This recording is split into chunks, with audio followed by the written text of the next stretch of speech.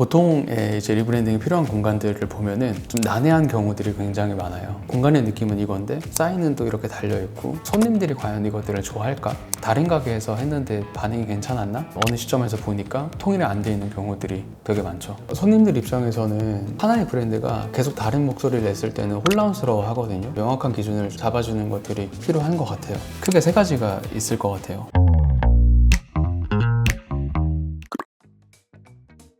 사실 저도 이거 질문들을 받았을 때 가장 많이 좀 고민했었던 거예요. 제가 가게 사장님이라고 생각했을 때는 그 시점이 되게 모호할 수 있겠다 싶더라고요. 어떤 단서들이나 어떤 징후들이 보였을 때 내가 이 리브랜딩을 해야 되겠다. 크게 세 가지가 있을 것 같아요. 첫 번째는 디자인의 일관성이에요. 여러 가지 디자인 시각적인 요소들이 있거든요. 인테리어부터 간판, 메뉴판, 사용하는 폰트들까지 다양한 언어들이 있는데 객관적으로 보셨을 때 이것들이 과연 통일성을 가지고 있는지 아니면 분산되어 있는지를 한번 명확하게 보시는 게 가장 중요할 것 같아요. 보통의 이제 리브랜딩이 필요한 공간들을 보면은 좀 난해한 경우들이 굉장히 많아요. 공간의 느낌은 이건데 사인은 또 이렇게 달려있고 광고나 POP나 이런 것들은 또 다르게 디자인되어 있는, 왜 그런지를 좀 생각해 봤을 때 가게들이 정말 내 공간스러운지 그 기준에서 이것들을 필터링 하시는 것보다는 손님들이 과연 이것들을 좋아할까? 다른 가게에서 했는데 반응이 괜찮았나? 이것도 괜찮고 저것도 괜찮아서 이렇게 다 공간 안에 들어왔는데 어느 시점에서 보니까 통일이 안 돼 있는 경우들이 되게 많죠. 손쉽게 판단할 수 있는 거는 잠깐 그 포스를 내려놓으시고 한숨 쉬시고 공간을 한번 보셔서 시각적인 것들이 다 통일성을 가지고 있는지 판단하는 게 가장 선행돼야 될 것 같아요. 이쁜 옷이라고 사서 입은 그쵸. 남들이 입었을 땐 예쁜데 또 태가 이렇게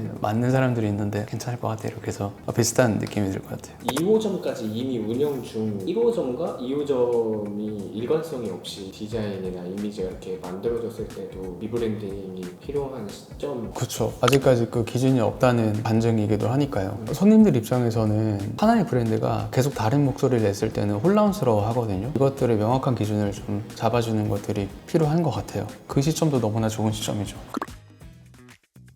두 번째는 리브랜딩을 해야 되는 절대적인 이유이기도 한 차별성이거든요. 우리 가게가 차별성이 되어 있는 건지 아닌지 모호한 경우가 많은데 그럴 때는 한번 가정을 해보는 거예요. 내가 지금 운영하고 있는 이 가게에 내 경쟁사 비슷한 업종의 가게가 들어갔다고 봐요. 간판만 바꿔서 이 공간을 그대로 사용을 했을 때도 이 공간이 그 가게까지 담을 수 있다면 이거는 차별성이 사실 안 된 공간이에요. 옷으로 치면 나한테만 맞춰진 맞춤 옷이 아니라 모든 사람이 입을 수 있는 기성복이 되는 거죠. 머릿속에 그려보시면 현실적으로 느끼실 거예요. 내 가게 공간에다가 다른 브랜드를 집어넣어도 크게 이상하거나 이질감이 느껴지지 않는다면 그쵸. 차별화되지 못한다는 뜻이군요. 저희가 했었던 작업 중에서 하준옥의 황금 안동국시라는 국수집이 있는데 안동국시라는 브랜드들이 굉장히 많아요. 거기 같은 공간은 하준옥만 담을 수 있는 공간이에요. 그냥 주장을 하는 게 아니라 지금 보시는 이미지에 다른 국수 가게들이 들어왔을 때 떠올려 보시면 안 맞는다고 느끼실 거예요. 황금 안동국시만 소화할 수 있는 공간이 되는 거죠. 효과가 가장 잘 나고 가장 좋은 컨디션은 1호점을 이미 운영하고 계시면서 확장하시는 분들, 딱 그 시점에 있는 분들이 아웃풋이 잘 나요. 예를 들어서 약을 사람들이 처방을 받을 때도 그 약효가 나타나는 시점과 사람이 굉장히 다르듯이 리브랜딩도 마찬가지거든요. 1호점 같은 경우는 대단하신 분들이에요. 이 경쟁 시장 안에서 몇 년 동안 생존하셨다는 거거든요. 근데 1호점은 엄밀히 말하면 테스트베드에 더 가까워요. 가게를 하기 전에 생각했던 메뉴나 음식이나 사람, 공간 이런 것들이 시장에 먹힐지 테스트 베드였고 이게 입증이 됐다면 2호점 같은 경우는 더 이상 경험이나 검증이 아니라 브랜드로 나와야 되는 시점이거든요. 어느 때보다 차별성이 훨씬 더 중요해지는 시점이에요. 과연 이대로 5년, 10년 그 이상을 가졌다라고 가정을 했을 때 분명히 부족하다고 느끼실 거거든요. 그때 리브랜딩이 같이 들어가게 되면 훨씬 더 강력해지는 거죠. 반드시 좀 추천을 드려요.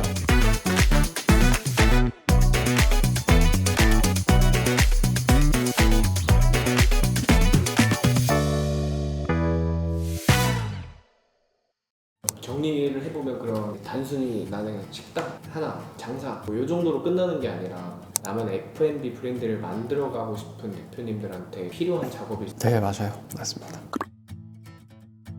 영어 단어 중에 ASAP라는 단어가 있는데 가장 빠를수록 좋긴 한데요. 이상적인 시기는 오픈 고려하시는 그 일이 있으실 텐데 그로부터 3개월 전이 가장 좋아요. 첫 달 같은 경우는 실제로 만나뵈서 이야기를 듣고 어떤 브랜드인지에 대한 스터디도 좀 하고 아이디에이션 해가나가는 단계. 두 번째 달 같은 경우는 보시는 것처럼 3D를 통해서 이 공간들을 명확하게 다 구획을 만들어놔요. 최소 3주에서 길게는 2달까지도 가거든요. 그 두 번째 달은 온전하게 정말 인테리어의 기획과 설계를 하는 시간. 마지막은 그 공사에 관한 기간인 거죠. 그래서 한 3달 정도면 충분히 탄탄한 밀도 있는 리브랜딩된 공간들을 만들 수가 있어요. 근데 실제로 고객분들을 만나 뵈면 3개월 전은 저한테 이상적인 숫자고 부동산 계약을 하시고서 인테리어 업체를 알아보시는 분들이 대다수예요. 현실적인 마지노선은 부동산 임대차 계약 전이 가장 좋아요. 계약 이후에는 사람들의 심리가 빨리빨리 오픈해서 이렇게 해야 되기 때문에 고민할 수 있는 그 여유가 굉장히 적어요. 최소 몇 년, 길게는 몇십 년까지 운영을 해야 되는 공간이기 때문에 잠시 좀 내려놓으시고 부동산 계약 이전에 찾아오시면 더 단단하게 좀 만들 수가 있어요.